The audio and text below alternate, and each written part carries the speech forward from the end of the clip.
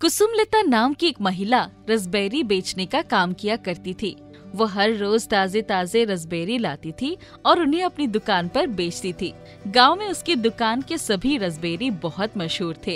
एक दिन एक आदमी उसे पूछता है, कुसुमलता जी, ये बताइए, आप इतने ताजे ताजे रसबेरी हर रोज कहाँ से लेकर आते हैं? चंदूलाल जी, कहाँ से लाऊंगी? एक लड़का है जो हर रोज मेरे घर तक रसबेरी पहुँचा कर जाता है। वो सिर्फ मुझे ही नहीं, सभी को यही रसबेरी पहुँचाता है। अच्छा, सभी को ये रसबेरी पहुँचता है, तो सिर्फ आपके दुकान के रसबेरी ही क्यों ज्यादा बिकते हैं? अरे चंदू भैया, मुझे क्या पता। उसके पास एक बागान है, वो सभी को उसी बागान में से रसबेरी देता है। मुझे बस इतना ही मालूम है, बाकी मैं नहीं जानती। अच्छा ठीक है, मुझे 2 किलो रसबेरी तोल दो, मैं जाता हूँ। कुसुमलता उसे रसबेरी दे देती है और वो आदमी वहाँ से चला जाता है। उस आदमी के जाने के बाद कुसुमलता सोचती है, हे भगवान, आज तो बच गई, मगर इस तरह और कितने दिन बच पाऊंगी? सभी मुझसे पूछते हैं रसबेरी कहाँ से आते हैं, अब उन्हें क्या बताऊं कि रसबेरी कहाँ से आते हैं। फिर कुसुमलता अपने काम में लग जाती है। कुसुमलता शाम तक दुकान पर बैठी रहती है। उसके बाद वो अपने घर आ जाती है। जब वो अपने घर आती है तो देखती है वहाँ पहले से ही कुछ महिलाएं आकर बैठी हो। आप लोग यहाँ क्या हुआ? क्या बात है, बताइए। अरे कुसुमलता, हम सब तो ये कहने आए थे कि कल गांव में जागरण होने वाला है और आसपास के गांव से भी लोग आने वाले हैं, इसलिए तुम कल सुबह ही मंदिर में रसबेरी पहुंचा देना। जी जरूर, मैं कल जल्दी ही उठ जाऊंगी और आपका सारा ऑर्डर मंदिर में पहुंचा के आऊंगी। सभी महिलाएं वहां से चली जाती है। कुसुमलता तुरंत घर के अंदर आती है और कमरा बंद कर देती है और अपनी अलमारी से एक पोटली निकालती है। वो एक जादुई पोटली थी, उसे किसी बाबा ने बहुत साल पहले दिया था। उस जादुई पोटली की मदद से कुसुमलता कुछ भी मंगवा सकती थी। कुसुमलता उस पोटली को देखते हुए कहने लगी, कभी किसी को पता नहीं चलना चाहिए इस पोटली के बारे में। चुपके से रसबेरी मंगवा कर इसे अंदर रख देती हूँ। फिर कुसुमलता उस पोटली से कहती है, मुझे ढेर सारे रसबेरी चाहिए। कुसुमलता के सामने ढेर सारे रसबेरी आ जाते हैं। कल ही सारे रसबेरी मंदिर पहुंचा दूंगी और बाकी के बचे हुए रसबेरी दुकान पर लेकर जाऊंगी। अगली सुबह कुसुमलता सारे रसबेरी मंदिर में पहुंचा देती है और बाकी अपने दुकान पर ले जाती है। जब वो घर वापस आती है तो देखती है एक रसबेरी उसके घर पर ही छूट गई है। कुसुमलता रसबेरी को देखकर खाने जाती है, तभी वो रसबेरी बोलती है, अरे ये क्या कर रहे हो? रुक जाओ, मुझे मत खाओ। कुसुमलता रसबेरी को बोलते देख हैरान रह जाते हैं। तुम बोल सकती हो? हाँ, मैं जादुई रसबेरी हूँ, उसी जादुई पोटली से निकला हूँ। इसका मतलब जितने भी रसबेरी मैंने मंदिर में भिजवाए हैं वो सभी जादुई रसबेरी हैं? अरे नहीं नहीं, सिर्फ मैं ही जादुई रसबेरी हूँ, बाकी सभी तो साधारण रसबेरी है, तभी तो मैं यही सभी रसबेरी के साथ नहीं गया। अच्छा, ये बताओ तुम किस तरह की जादू कर सकती हो? वो तो तुम्हें अभी नहीं पता चलेगा, समय आने पर पता चल जाएगा। कुसुमलता उस जादुई रसबेरी को छिपाकर अपनी अलमारी में रख देता है। उस रात जब कुसुमलता गहरी नींद में सो रही थी, तभी बहुत तेज बारिश शुरू हो जाती है। बारिश बहुत जोर से होने लगी और कुसुमलता की छत मजबूत न होने की वजह से उसके घर में पानी आने लगा। कुसुमलता के बिस्तर पर भी पानी गिरने लगा। तभी कुसुमलता की नींद खुली। हे भगवान, ये क्या हो गया? अब तो पूरे घर में पानी भर जाएगा। मुझे तो कुछ समझ में नहीं आ रहा है कि मैं क्या करूं अब। तभी जिस अलमारी से कुसुमलता ने उस जादुई रसबेरी को रखा था, वो अलमारी जोर जोर से हिलने लगा। वो तुरंत बिस्तर से उतरती है और वो अलमारी खोलती है। उस अलमारी से तेज रोशनी निकलती है और तुरंत उसकी छत एकदम नई और मजबूत बन जाती है, जिससे पानी आना बंद हो जाता है। क्या बात है, ये तो चमत्कार हो गया। रोशनी बंद हो जाती है और सामने वो रसबेरी पड़ा दिखता है। ये सब तुमने किया? तुम्हारे घर में पानी आ रहा था, मैंने उसे बंद कर दिया। तुम्हारा बहुत बहुत धन्यवाद। कुसुमलता फिर आराम से सो जाती है। कुसुमलता जादुई रसबेरी के बारे में किसी को नहीं बताती है और अपनी दुकान पर पहले की तरह ही रसबेरी बेचा करती थी।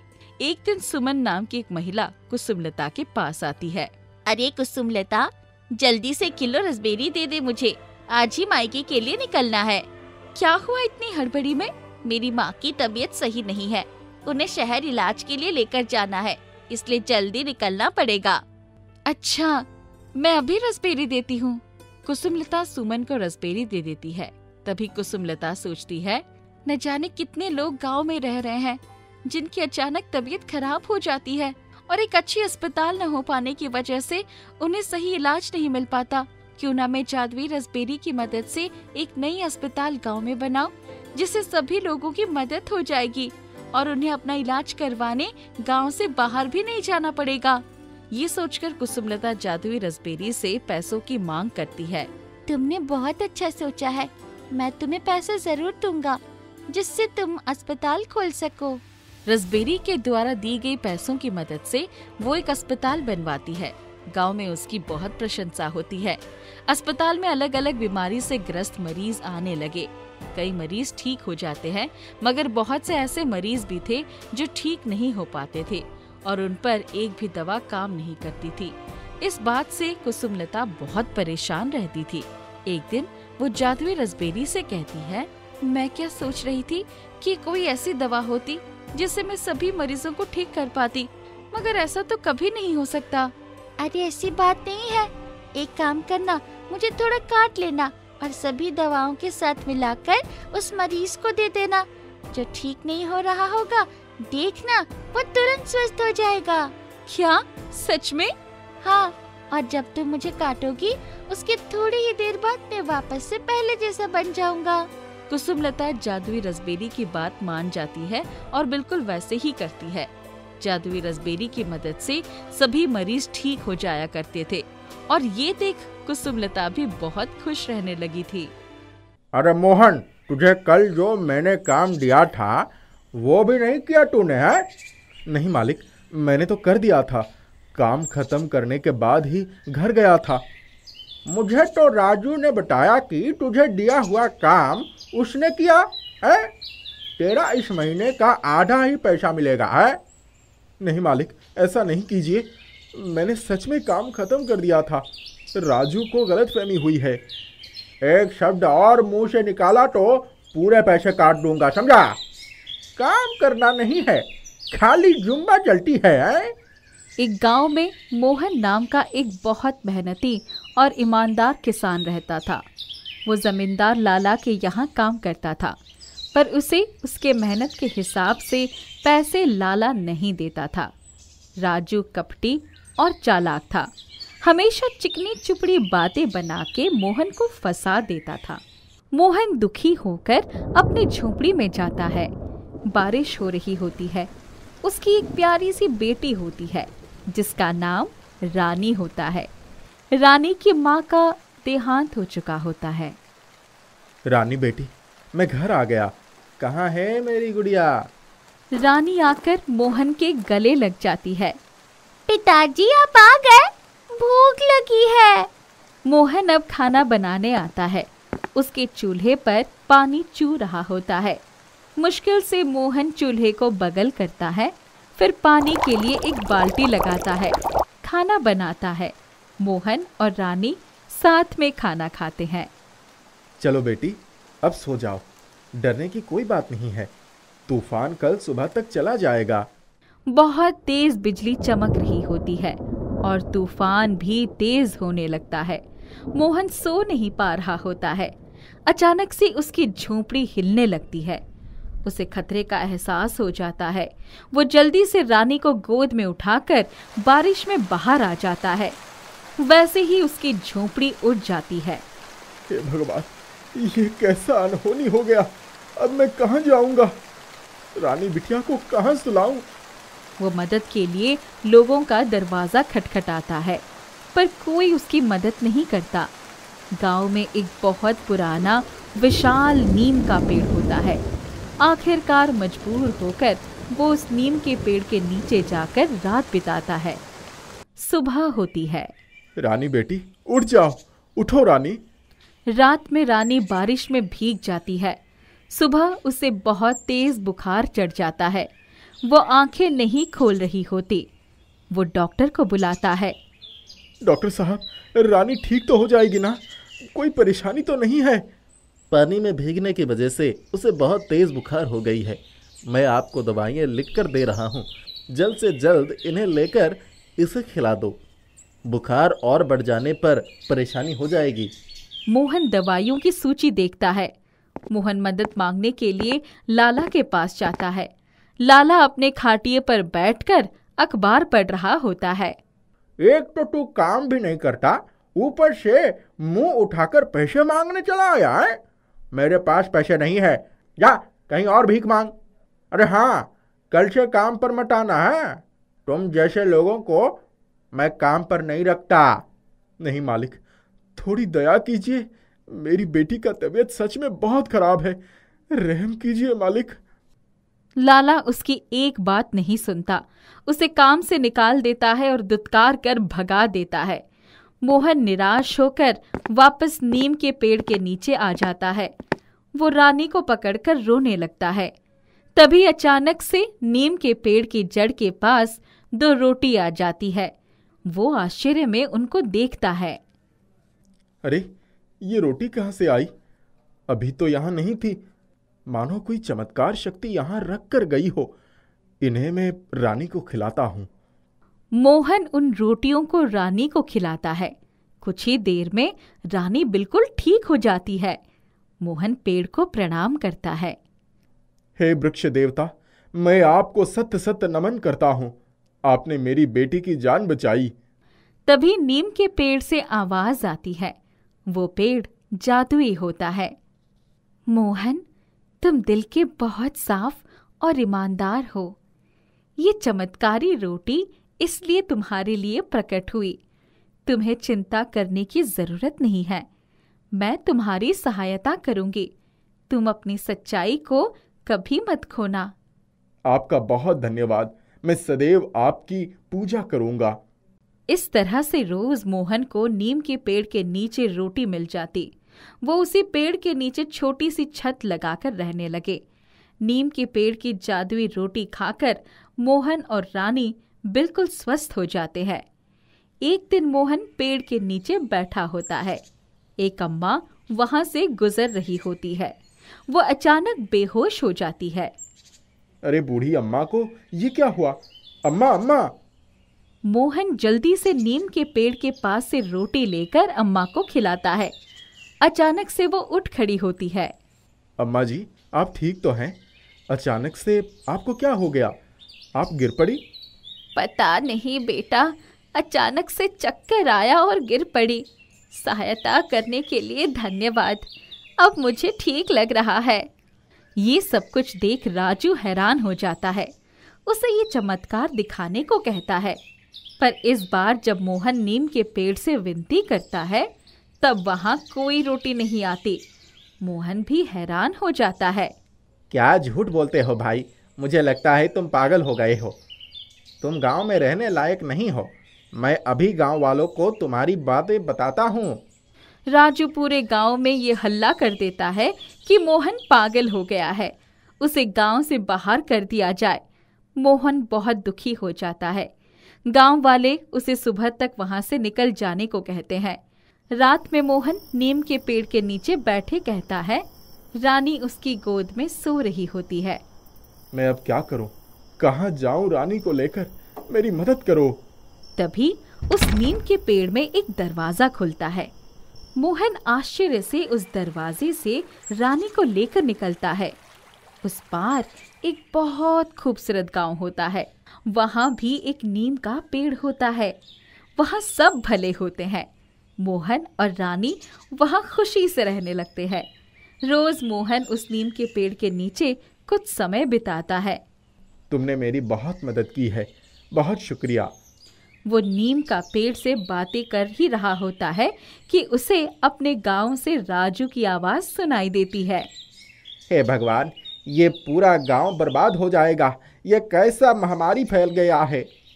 लोगों की जान जा रही है। इसका कोई इलाज भी नहीं है। अब हमारा क्या होगा? लाला तक इससे नहीं बच पाए तो हम क्या हैं? मोहन ये सब सुनकर चिंतित हो जाता है। वो नीम के पेड़ से कहता है। मेरे गांव वाले बहुत तकलीफ में हैं। तुम मुझे उन्हें रोटी देकर मदद क्यों नहीं करते? तुम्हारे गांव में सभी कपटी स्वभाव के हैं। मैं बस ईमानदार और सच्चे दिल वाले लोगों की मदद करती हूँ। इसलिए उस दिन राजू के सामने भी मैंने चमत्कार नहीं दिखाया था। वो दिल का साफ नहीं है। पर वो मेरा मित्र है। लाला मेरे अन्नदाता हैं। वो लोग परेशानी में हैं। मैं उनकी मदद करना चाहता हूँ। तुम मुझे उनके लिए रोटियां दे दो। या तो तुम इस सुंदर और अच्छे गांव में रहो, या फिर अपने गांव वालों के लिए रोटियां लेकर अपने उस गांव में वापस चले जाओ जहां तुम्हें कोई पसंद नहीं करता। तुम्हें एक रास्ता चुनना पड़ेगा। मैं अपने गांव वालों के लिए रोटियां चाहता हूँ, जिससे गांव में सब ठीक हो जाए। सोच लो मोहन, तुम ये अच्छी जिंदगी उन लोगों के लिए त्याग रहे हो जिन्होंने तुम्हारा बहिष्कार करके गांव से बाहर कर दिया था। मैं उनकी मदद करना चाहता हूँ। ठीक है। नीम का पेड़ मोहन और रानी को वापस पुराने गांव पहुंचा देता है और उन्हें गांव वालों के लिए वो चमत्कारी रोटी दे देता है। मोहन सभी को वो रोटी खिला देता है। सभी लोग गांव में स्वस्थ हो जाते हैं। इसके बाद मोहन की सभी इज्जत करने लगते हैं। मोहन उन्हें जादुई नीम के पेड़ के बारे में बताता है। फिर गांव वाले उस नीम के पेड़ की भी पूजा करने लगते हैं। राजू और लाला मोहन से अपने बुरे बर्ताव के लिए माफी मांगते हैं और आगे से सच्चाई और अच्छाई के रास्ते पर चलने की कसम खाते हैं। सौदापुर गांव में प्रताप नाम का एक गरीब लुहार रहता था। उसकी 3 बेटियां थी, जिनके नाम सोना, चंदा और रोशनी थे। ये तीनों बहनें घर के कामकाज में निपुण थी और सयानी भी हो गई थी। इसलिए प्रताप उनकी शादी के लिए योग्य लड़कों की तलाश में था। प्रताप के एक रिश्तेदार को जब इसके बारे में पता चला तो वो भागते हुए उसके पास आए और उसे कहने लगे, क्यों रे प्रताप, बिटिया सयानी हो गई हैं, अब तो उनके हाथ पीले कर दे। मैं तो उनकी शादियां कराने के लिए तैयार बैठा हूँ, पर योग्य लड़के भी तो मिले। लो कर लो बात। अरे मेरे रमन और अमन क्या योग्य नहीं है? तो उनसे अपनी 2 लड़कियों की शादी तो कर ही सकता है। संतोष की ये बात सुनकर प्रताप चुप हो जाता है, क्योंकि उसके दोनों बेटे चोर थे और मेहनत से कमाना खाना तो जानते तक नहीं थे। नहीं, मैं तुम्हारे चोर बेटों के साथ अपनी बेटियों की शादी करके उनका जीवन बर्बाद नहीं कर सकता। अच्छा, तो क्या बिटियों को सेठों के घर ब्याहोगे? प्रताप की ये बात सुनकर संतोष अपने घर लौट जाता है और उससे बहुत नाराज भी हो जाता है। क्या हुआ? क्या हमारा रिश्ता पक्का हो गया? नहीं हुआ। प्रताप तुम चोरों के साथ अपनी बिटिया नहीं ब्याहना चाहता। उसकी ये मजाल, मैं उसे देख लूंगा। उस दिन के बाद संतोष और उसके दोनों बेटे प्रताप और उनकी 3 बेटियों से दुश्मनी रखने लगते हैं। क्यों रे, तुम तीनों बहनों क्या राजकुमारियां हो जो तुम्हें राजकुमार ब्याहने आएंगे? कोई भी ब्याहने आए, तुम्हें क्या मतलब? हमसे ब्याह कर लेती तो मजे से जिंदगी कटती तुम्हारी। रहने दे चोर कहीं के। तुम दोनों भाइयों ने तो बस चोरी करना ही सीखा है, मेहनत करना कभी सीखा है? देखता हूँ तुम्हारे जैसी गरीब लड़कियों से कौन शादी करता है। कुंवारी ही पड़ी रहोगी सारी उम्र। अमन और रमन की बातें सुनकर तीनों बहनों को बहुत दुख होता है और बहनों, ये दोनों भाई ठीक ही तो कह रहे हैं। हमारे पिता इतने गरीब हैं कि अमीर घर का कोई भी लड़का हमारा हाथ थामने को तैयार नहीं होगा। हाँ बहन, कहा तो तुम ठीक ही रही हो, पर हम पिताजी को ये बात समझा भी तो नहीं सकते ना। इस तरह दिन बीतते जाते हैं और फिर एक दिन प्रताप के पड़ोस में रहने वाली एक महिला सोना, चंदा और रोशनी को अपने पास बुलाकर समझाती है। देखो सोना, चंदा और रोशनी, 10 दिन बाद हमारे गांव में एक बहुत शानदार दावत होने वाली है।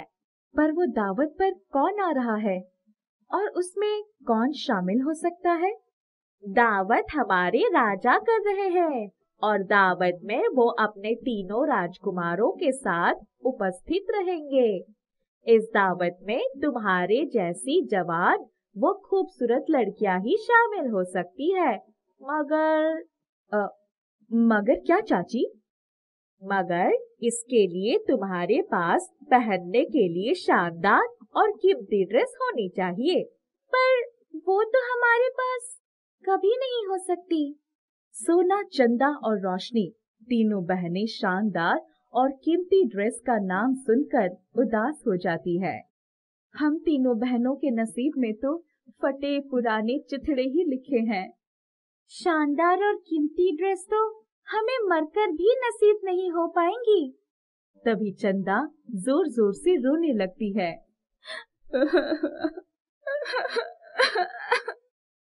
पर बहनों, मुझे तो दावत में शामिल होना है। मुझे तो वहां जाने के लिए नई ड्रेस जरूर चाहिए। इस तरह रोने से क्या होगा चंदा? हम दोनों तेरे लिए ऐसी ड्रेस कहाँ से लाएं? हमारा बाप बहुत गरीब है। जब सोना चंदा से ये कह ही रही होती है, तभी उनके घर एक सन्यासिनी बुढ़िया आ जाती है। अरे सुनो बेटी, क्या तुम मुझे भूखी बुढ़िया को थोड़ा खाना खिला सकती हो? हाँ हाँ, आइए आइए। तीनों बहनें उस सन्यासिनी को पेट भरकर खाना खिलाती हैं और फिर वो सन्यासिनी उनसे पूछती है, अरे बेटी, एक बात तो बताओ, थोड़ी देर पहले ये तुम्हारी बहन क्यों रो रही थी? क्या तुम बहनों को कोई दुख है? सन्यासिनी के पूछने पर तीनों बहनें उन्हें सारी सच्चाइयां बता देती है और उनकी बातें सुनकर सन्यासिनी उनसे कहती है, बेटी, तुम तीनों को चिंता करने की जरूरत नहीं है। तुम्हारे लिए कीमती ड्रेस का इंतजाम मैं कर देती हूँ। मैं तुम्हें ऐसी जादुई ड्रेस दूंगी जिन्हें पहनकर तुम दुनिया की सबसे खूबसूरत लड़कियां लगने लगोगी। ये कहकर सन्यासिनी उन तीनों बहनों को एक एक ड्रेस देकर वहां से चली जाती है। लेकिन फिर न जाने कैसे इन ड्रेस के बारे में अमन और रमन दोनों भाइयों को पता चल जाता है। देखता हूँ नई कीमती ड्रेस पहनकर वो तीनों बहन राजकुमारियों सी कैसी सजती हैं। फटे चीथड़ों की औकात नहीं है, चली है राजकुमारियों सी सजने। दावत खाएंगी दावत। दावत तो आज रात ही खिलाऊंगा उनको। सोना, चंदा और रोशनी तीनों इस बात से अनजान रहती है और उनकी ड्रेस घर से चोरी हो जाती है। अब क्या होगा बहन? ड्रेस तो चोरी हो गई। जरूर उस अमन और रमन ने चुराई है। मैं तो कहूँ भगवान उन्हें मौत दे दे। रहने दो बहन, जो होना था हो गया, किसी को बद्दुआ मत दो। हम गरीब बहनों की किस्मत में सुख लिखा ही नहीं है। वे इस तरह बातें कर रही होती है कि वो सन्यासिनी फिर से वहां आ जाती है और वे तीनों बहनें उसे सारी सच्चाइयां बता देती है। तुम तीनों बहनें दुखी मत हो, तुम दावत में अवश्य जाओगी। मैं तुम्हें उनसे भी शानदार और कीमती ड्रेस दे देती हूँ। पर उन चोरों का क्या होगा? उन्हें भी तो उनके किए की सजा मिलनी चाहिए।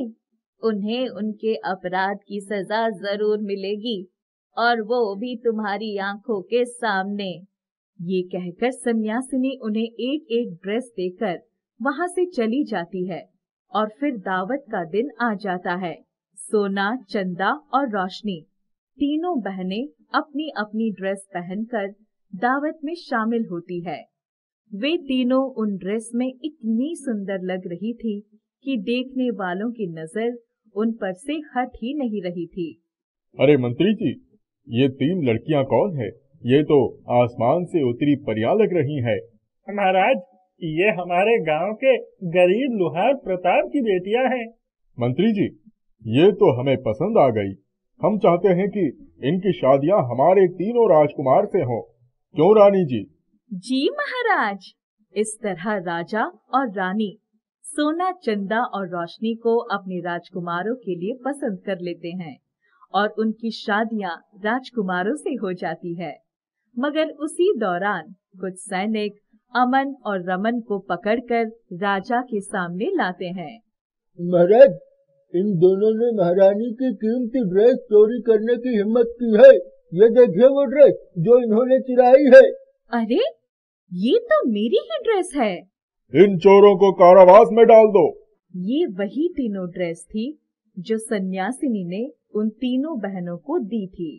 ये देखकर तीनों बहनें आश्चर्य में पड़ जाती है, मगर फिर वे ध्यान से देखती हैं तो उस सैनिक की जगह उन्हें वही सन्यासिनी दिखाई देती है और फिर एकाएक गायब हो जाती है। ये अद्भुत दृश्य देखकर तीनों बहन समझ जाती है कि वह सन्यासिनी कोई दिव्य महिला थी और उनकी मदद के लिए उनके पास आई थी। राजस्थान के एक छोटे से गांव में भीम सिंह का बड़ा सा परिवार उसकी पुश्तैनी हवेली में रहता था। उनके गांव में सभी मर्द लंबी लंबी मूंछ रखते थे। भीम सिंह के परिवार में भी सभी मर्दों की लंबी लंबी मूंछें थी, लेकिन उनके सबसे छोटे पोते चेतन को मूंछ रखना बिल्कुल पसंद नहीं था और उसने एक दिन बिना किसी को बताए अपनी मूंछें कल्लू नाई से कटवा दी, जिसके बाद घर में हंगामा हो गया। नालायक, हमारे कुल का नाम खराब करेगा। हमारे परिवार के सभी मर्दों ने कभी अपनी मूंछों पर कैंची नहीं चलवाई और तू नामुराद मूंछों को साफ करवाकर आ गया।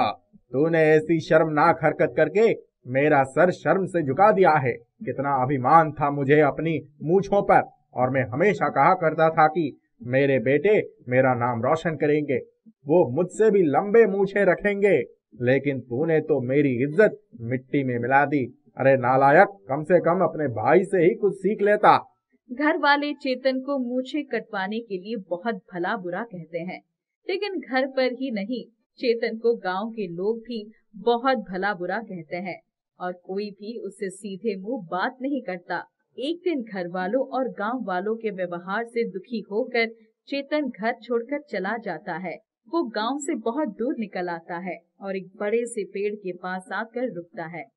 वो कुछ देर पेड़ के नीचे विश्राम करने के लिए बैठ जाता है। अचानक उसे किसी के जोर जोर से खर्राटे की आवाज सुनाई पड़ती है। वो इधर उधर देखता है और उसे कोई दिखाई नहीं पड़ता। वो घूमकर पेड़ के दूसरी तरफ जाता है तो वहाँ एक महात्मा गहरी नींद में सो रहे थे। उन महात्मा जी की भी लंबी लंबी मूंछें थी। चेतन को उन महात्मा जी की शक्ल में अपने दादाजी की शक्ल नजर आ रही थी। महात्मा जी की लंबी मूंछें देखकर चेतन के मन में ख्याल आता है, क्यों ना इन महात्मा जी की मूंछ निकालकर अपने मुंह पर लगा ली जाए। घर वाले मूंछें देखेंगे, खुश हो जाएंगे और अकेले में इन नकली मूंछों को मैं निकाल दूंगा। घर वाले भी खुश और मैं भी खुश। चेतन आसपास देखता है तो उसे एक पौधा दिखाई देता है जिसके पत्तों का पेस्ट बनाकर किसी को यदि सुंघा दिया जाए तो वो बेहोश हो सकता है। चेतन उस पौधे के पत्तों का पेस्ट बनाकर महात्मा जी को सुंघा देता है तो वो और भी गहरी नींद में सो जाते हैं। तब चेतन चुपके से अपने बैग में रखे चाकू की मदद से उनकी मूंछें निकाल लेता है। नकली मूंछ लगाकर चेतन घर पहुंचता है, जहां घर वाले उसे पहचान नहीं पाते। अरे क्या हो गया आप लोगों को? मुझे पहचान क्यों नहीं रहे हो? मैं चेतन हूँ। चेतन, तूने तो अपनी मूंछ कटवा दी थी ना, तो ये मूंछ कहाँ से आ गई? तू चेतन नहीं, कोई बहरूपिया है। अरे दादाजी, मैं आपका पोता चेतन हूँ। मैं जब घर से दूर जा रहा था तो मुझे आप लोगों की बहुत याद आ रही थी। मैं आप लोगों के पास घर आना चाहता था, लेकिन आप लोगों का दिल दुखाकर किस मुंह से वापस आता। तभी मेरी नजर रास्ते में पड़ती एक दुकान के बोर्ड पर गई। उस पर एक चीज का नाम लिखा था जिसे लगाकर सर और मूंछों के बाल उग सकते हैं। तो बस मैंने अपनी गलती का पश्चाताप कर लिया और वो तेल खरीद लिया और अपनी मुंह पर लगा लिया, जिसका परिणाम ये हुआ कि मेरी भी आपके जैसी बड़ी बड़ी मूंछें आ गई। अच्छा, अरे वाह बेटा, तूने तो मेरा दिल खुश कर दिया, मेरी इच्छा पूरी कर दी। उस दिन के बाद चेतन घर में सभी घर वालों के साथ खुशी रहने लगा। कुछ दिनों बाद गांव में मूंछों की प्रतियोगिता होने वाली थी, जिसमें गांव के मर्द अपनी मूंछों से अलग अलग करतब करवा के दिखाते थे। भीम सिंह चेतन को उस प्रतियोगिता में भाग लेने के लिए कहते हैं। मैं? दादाजी, मगर मैं कैसे करूँगा? मुझे तो इस प्रतियोगिता के बारे में कुछ भी नहीं पता। फिर कुछ दिन बाद मेरी परीक्षा है ना, तो मुझे उसकी तैयारी भी करनी है। नहीं नहीं, मैं इस प्रतियोगिता का हिस्सा नहीं बनूंगा। दादाजी और घर वालों की जिद से चेतन प्रतियोगिता में भाग लेने के लिए राजी हो जाता है। चेतन बेटा, अब तो तेरी पोल खुल जाएगी। अब ये नकली मूंछों के खेल ज्यादा दिन तक नहीं चलने वाले। प्रतियोगिता में चेतन को सबसे पहले मूंछों की सहायता से एक ट्रैक्टर खींचने को कहा जाता है। चेतन बहुत घबरा जाता है। उसकी नकली मूंछों की पोल पूरे गांव के सामने खुलने वाली थी। वो ट्रैक्टर पर मूंछें बांधकर खींचता है, मगर ये क्या, ट्रैक्टर तो आसानी से खींच रहा था। चेतन बहुत हैरान रह जाता है। एक अन्य कार्य में उसे मूंछ की सहायता से एक खम्बे को उखाड़ना था। चेतन मूंछ की सहायता से वो भी आसानी से कर देता है। चेतन समझ जाता है कि उसकी मूंछ मामूली नहीं बल्कि एक जादुई मूंछ है। वो उसकी सहायता से वो प्रतियोगिता जीत जाता है। अब चेतन घर वालों की नजर बचाकर हर छोटे बड़े काम अपनी मूंछ की मदद से करने लगता है। एक दिन उसे कुछ पैसों की जरूरत पड़ती है। मेरी प्यारी मूंछ, मुझे पैसों की जरूरत है। जा, मेरे लिए कहीं से कुछ पैसे लेकर आ।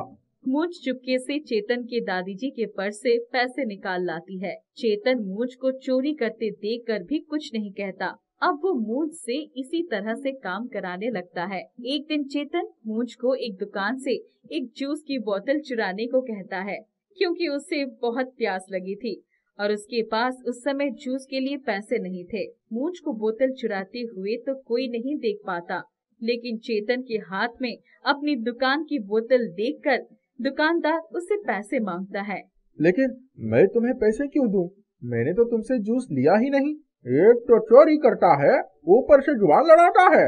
दुकानदार अपनी दुकान पर काम करने वाले लड़कों से चेतन की पिटाई करवाता है।